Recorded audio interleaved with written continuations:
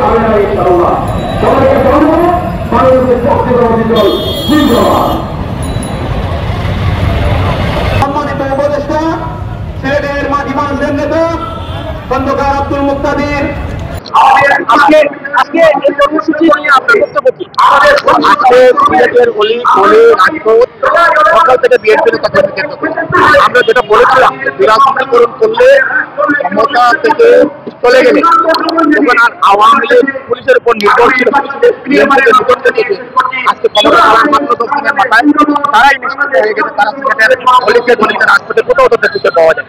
অথচ আমরা 17 বছর লড়াই সংগ্রাম করে সিলেটের রাজপথে ছিলাম।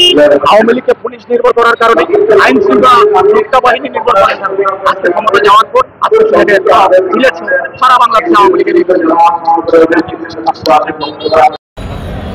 উনি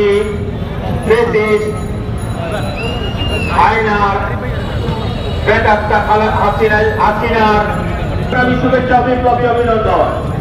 সংগ্রামে উপস্থিতি, দীর্ঘ 18 বছরের সংগ্রামের পরে বিগত 5 তারিখে দেশ শত্রুমুক্ত হানাদার মুক্ত মানুষের নেতা এই মিলিয়ন তালিকে যখন আমরা আমাদের মধ্যে ফিরে নিয়ে আসবো, সেই দিন আমরা আনন্দ উদযাপন করবো।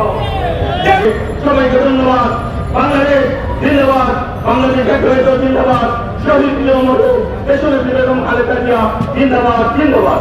সংকলন করছে বাংলাদেশ রাজ্য অধিকার সিলেট মহানগর বিএনপি নির্বাচিত সাংগঠনিক সম্পাদক, বাংলাদেশ জাতীয় বিএনপি